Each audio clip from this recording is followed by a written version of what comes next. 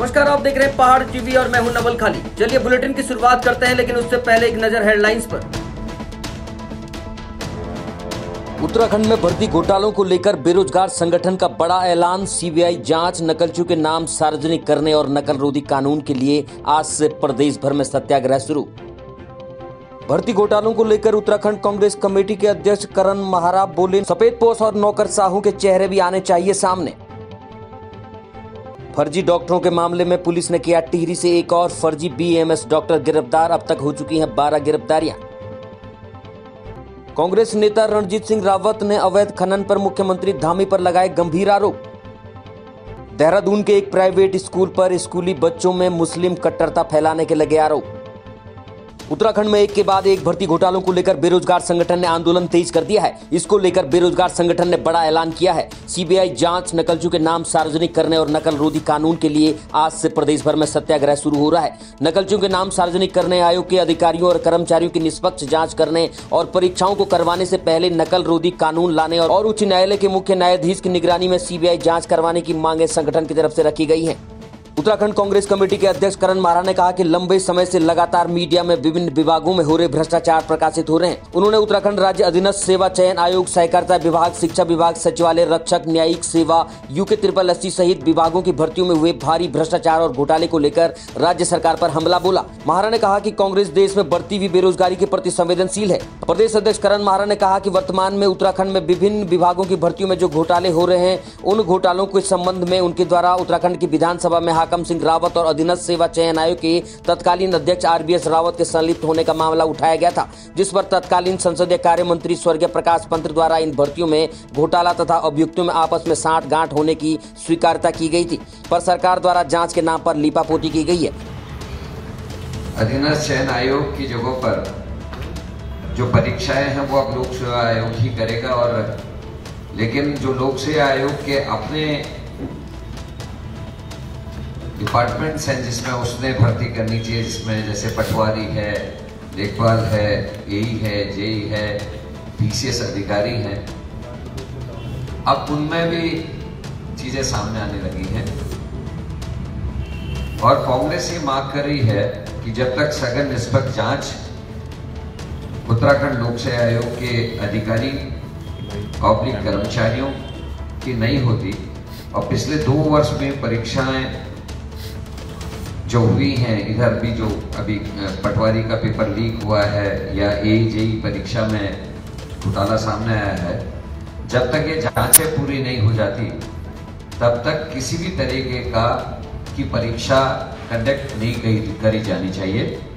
देहरादून में सड़क किनारे अवैध अतिक्रमण को लेकर लगातार कार्रवाई जारी है। जोगीवाला से लेकर सहजदारा क्रॉसिंग पर अवैध अतिक्रमण पर पीला पंजा लगातार चल रहा है। वहीं अब सवाल ये भी उठने लगे हैं कि देहरादून के नालों खालों पर कब्जा करने वालों के खिलाफ MDDA कब तक कार्रवाई करेगा।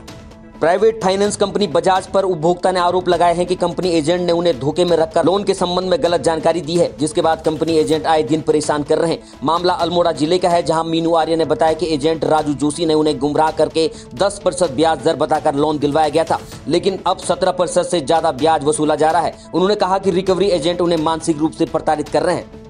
क्यों नहीं चला सकते बताइए? आपके एम्प्लॉय परेशान कर रहे हैं, माँ बहन की गाली कर रहे हैं। आप नहीं, बजाज के नाम से भैया रिकवरी एजेंट फोन कर रहे हैं रात दिन, सीनियर को परेशान कर रहे हैं, ड्यूटी करना मुश्किल हो रहा है। पहले तो आपका एजेंट वहाँ रूम पे आके, मैं आपके पास लोन के लिए भीख मांग के थोड़ी आया था यार। आपका बंदा प्लानिंग लेके आया था वहाँ, उसके ड्यूटी टाइम पे प्लानिंग लेके आया, घर पे आया था, उसने जो भी प्लान बताया टोटली फर्जी प्लान बताया वहाँ। नहीं, इस बंदे राजू जोशी कौन है, उससे बात कराइए आप मेरी, या तो उस पहले था ना, आपके पास था ना, यहाँ आपके पास पहले एम्प्लॉय था ना आपका, तो अब कहाँ है? अब उसको बुलाइए ना भैया। नहीं, बात कर रहे हैं तो आप बोल रहे हो कि इसके लिए कोई, आप बोल रहे हैं कि इसके लिए कोई जिम्मेदार नहीं है, बता रहे हो ना आप। ये मैंने कंप्लेंट किया, आप यहाँ पे सर बोल रहे हैं कि इसके लिए हम कुछ नहीं कर सकते।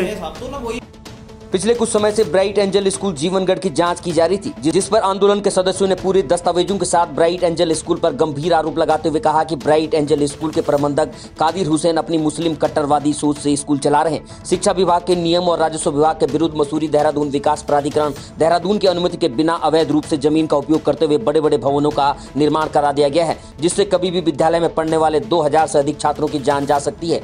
मुस्लिम छात्राएं और शिक्षक हिजाब पहनकर आ रही हैं, जो मुस्लिम कट्टरता को दर्शाता है, और खुद कादिर हुसैन मुस्लिम कट्टरता से इतने प्रभावित हैं कि मौलाना के भेष में स्कूल आते हैं, जबकि स्कूल की प्रधानाध्यापिका की पाकिस्तान में शादी हो चुकी है।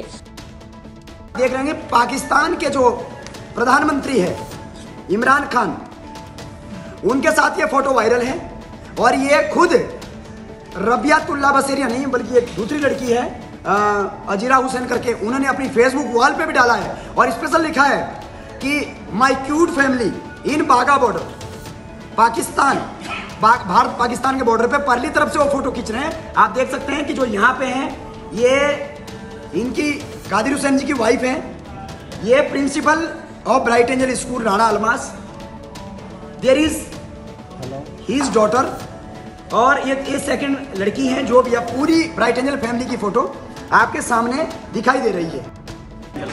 उसमें बार बार ये कहा जा रहा था, हम जांच एजेंसियों से मांग कर रहे थे कि हमें जांच सार्वजनिक की जाए। हमने 21 जनवरी को जब इनको ज्ञापन दिया था एसडीएम महोदय को कि अगर जांच रिपोर्ट सबमिट नहीं की जाएगी तो हमें धरना देने के लिए बाध्य होना पड़ेगा। तो इन्होंने आनंद फानंद में जो रिपोर्ट 14 नवंबर को दे दी गई थी शासन को, वो हमें 31 जनवरी को हैंडओवर की गई। उस रिपोर्ट के अंतर्गत अगर हम देखते हैं तो उसमें सीधा सीधा फाइल इनकी जो है, जो गैर वित्तीय संस्था है, वहाँ पर ये 1,44,000 का पति पत्नी पर मंथ किराया ले रहे हैं। किराया किस बात का दिया जा रहा है ये शिक्षा विभाग में बताएगा। इसकी उपलक्ष्य दूसरा, इन्होंने हम पे मुकदमा कायम करने की कोशिश करी। जब हमें पता लगा, हम बाल आयोग में मिले।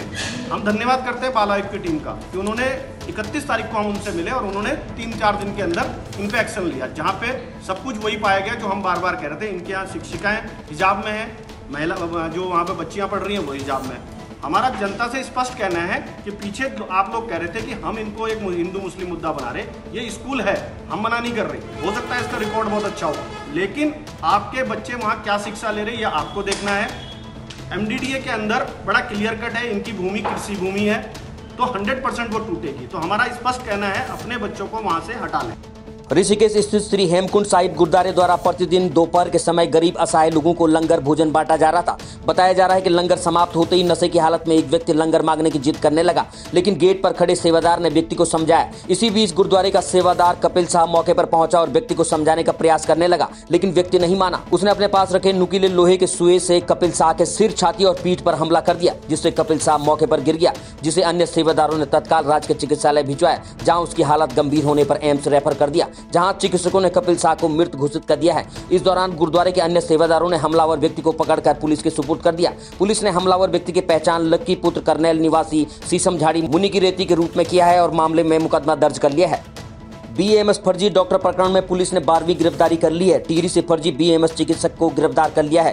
फर्जी बीएएमएस डॉक्टर राजेंद्र प्रसाद चंबा टिहरी गढ़वाल का रहने वाला है, जो कि टिहरी में फर्जी डिग्री के आधार पर प्रैक्टिस कर रहा था। आरोपी ने साल 2017 में इमलाक से अनुराग नौटियाल के माध्यम से 6 लाख में बीएएमएस की डिग्री खरीदी, जिसे इमलाक ने भारतीय चिकित्सा परिषद में पंजीकरण भी करवाया। आपको बता दें कि पूर्व में इस प्रकरण में मुख्य अभियुक्त 1 लाख को पुलिस द्वारा पुलिस के रिमांड पर लिया गया था, जिसमें पूछताछ के आधार पर मुजफ्फरनगर बाबा ग्रुप ऑफ कॉलेज ले जाकर उसकी निशानदेही पर भारी मात्रा में फर्जी डिग्रियां, लेटर पैड और मोहरें बरामद की गई थी। दस्तावेजों की जांच करने पर दस्तावेज में यूक्रेन से जारी एमबीबीएस की डिग्रियां भी बरामद हुई हैं। कांग्रेस के वरिष्ठ नेता और पूर्व विधायक रणजीत सिंह रावत ने रामनगर क्षेत्र में अवैध खनन को लेकर प्रदेश के मुख्यमंत्री पुष्कर सिंह धामी को घेरते हुए गंभीर आरोप लगाए हैं। पूर्व विधायक रणजीत सिंह रावत ने कहा कि मुख्यमंत्री द्वारा कोसी नदी में खुलेआम अवैध खनन की अनुमति कुछ लोगों को दे दी गई है। उन्होंने बताया कि काशीपुर से लेकर बाजपुर तक स्थित कोसी नदियों में रात दिन पोकलैंड मशीन लगाकर अवैध खनन किया जा रहा है, जबकि नदियों में खनन के दौरान मशीनों का प्रयोग किया जाना पूरी तरह से प्रतिबंधित है। आपने आरोप लगाया है कि धामी सरकार के नेतृत्व में रामनगर से लेकर बाजपुर 5 करोड़ की उगाही की जा रही है, तो किस प्रकार का आरोप है? जो उगाही कर रहे हैं, कौन उगाही कर रहे हैं? देखिए, मैं आपको अभी वीडियो भी दे रहा हूँ, विजुअल भी दे रहा हूँ, जिसमें पोकलैंड दिन में जो है डंपरों को भर रही है और रात के भी वीडियोज़ हैं। और जो मेरी जानकारी है, मुझे कल एक पत्रकार ने न्यूज़ चलाई थी, उसके बाद ही पता चला। फिर एक पत्रकार भाई ने मुझे रास्ते में टोका कि यहाँ इतना वो हो रहा, अवैध खनन हो रहा। आप लोगों के, मैंने कहा मैं अभी परसों ही आया हूँ बाहर से, मैं भारत यात्रा में वहाँ काशी में फंस गया था, तो मैंने आज दिन भर तथ्य जुटाए हैं, इसलिए आप लोगों को इस समय बुलाया गया है, कष्ट दिया गया है कि रामनगर से बाजपुर तक के एरिए में करीब 2000 डंपर शाम वक्त से लेकर सुबह उजाला होने तक अवैध खनन कर रहे हैं और संबंधित सभी विभाग आंखें मूंद करके बैठे हुए हैं। कोई कार्रवाई उनके खिलाफ नहीं की जा रही है। और कोड़ में खास ये है कि जो डंपरों का इस्तेमाल छोटे जो लोग हैं उनके डंपरों से ही जो है वो अवैध 5 रुपये की वसूली की जा रही है, उनके लागत में से वो काटा जा रहा है और जनता के संसाधनों को लूटा जा रहा है। सर, अगर कांग्रेस ने आज इसमें संज्ञान लिया है, यदि ये नहीं रुकता अगर खनन तो किस प्रकार की कार्रवाई कांग्रेस? भाई देखिए, जो हम विरोध पक्ष हैं, अडानी से पूरा देश लुटवा दिया मोदी जी ने। 9 लाख करोड़ का नुकसान परसों शुक्रवार की शाम तक हो गया था। कल और शनिवार और इतवार को बंद था एक्सचेंज, आज खुला है। आज भी कह रहे हैं उसके शेयर 35% तक गिरे हैं। शाम तक पूरी न्यूज आएगी कि कितना लूटा है माल। और SBI और LIC का तक पैसा जो है डुबा दिया गया। जब हमारे पास निजी अपने सार्वजनिक क्षेत्र की कंपनियां हैं, उनमें पैसा ना लगा करके निजी क्षेत्र में पैसा क्यों लगाया गया, जहां आज वो डूब गया है। तो कांग्रेस विरोध कर रही है। आज हमने पूरे देश भर में विरोध किया। उसी तरह से पार्लियामेंट में जो है पूरा संयुक्त विपक्ष पार्लियामेंट नहीं चलने दे रहा है। हम विरोध पक्ष हैं, हम विरोध करते रहेंगे, जब तक ये नहीं रुकेगा तब तक विरोध करेंगे। मंगलवार को कर्णप्रयाग के ब्लॉक सभागार में तहसील दिवस का आयोजन किया गया। इस मौके पर 35 शिकायतें दर्ज की गई, जिसमें से अधिकतर शिकायतों का उप जिलाधिकारी द्वारा मौके पर ही निस्तारण हुआ, जबकि अन्य शिकायतों को लेकर संबंधित विभाग को जल्द से जल्द निराकरण करने के निर्देश दिए गए। आज तहसील कर्णप्रयाग में तहसील दिवस का आयोजन किया गया था, जिसमें कि हमारे सम्मानित जनप्रतिनिधि, विभिन्न विभागों के अधिकारी और काफ़ी मात्रा में करीब 30 से 35 शिकायतकर्ता यहाँ पर पहुँचे थे, और जिनका हर विभाग ने और उनकी शिकायतों का कोशिश करी है कि अच्छा संतोषजनक जवाब दे दिया जाए और जल्दी से जल्दी उनकी जो प्रॉब्लम्स हैं उनका निराकरण किया जाए। इस पर भी हमने कार्रवाई करी है। तो मुझे उम्मीद है कि यहाँ पर जो शिकायतकर्ता आए थे उनकी अधिक से अधिक शिकायतों का निराकरण आज हम कर पाने में सफल रहे। चमोली जिले में भाजपा युवा मोर्चे के जिलाध्यक्ष महावीर रावत के जनपद में पहुंचने पर स्वागत हुआ। युवाओं ने जिलाध्यक्ष के स्वागत में कर्णप्रयाग और गौचर में बाइक रैली निकाली और मिठाइयां बांटी। जिलाध्यक्ष ने कहा कि पार्टी को चमोली जिले में मजबूत करने के लिए पूरी मेहनत से काम किया जाएगा। सर्वप्रथम मैं धन्यवाद करूंगा अपने प्रदेश अध्यक्ष महेंद्र भट्ट जी का, अपने प्रदेश अध्यक्ष शशांक रावत जी का और अपने यशस्वी मुख्यमंत्री पुष्कर सिंह धामी जी का। मैं उनका आभार व्यक्त करता हूं कि मुझ जैसे कार्यकर्ता पर उन्होंने ये भरोसा जताया है। मैं पूरे शीर्ष नेतृत्व का आभार व्यक्त करता हूं और उनका जो दिशा निर्देश मुझे मिला है उस पर मैं निश्चित तौर पर चमोली में युवाओं की एक नई टीम, अच्छी टीम, जो कि हम 2024 में जो निकाय चुनाव हैं और अपने लोकसभा चुनाव है उसमें फतेह करने जाएंगे। मैं सभी युवाओं को जोड़ने का काम करूँगा और चमोली को आगे बढ़ाने का काम करूँगा। अभी तक की खबरों में इतना ही। आगे की खबरों के लिए देखते रहिए पहाड़ टीवी। तब तक के लिए नमस्कार।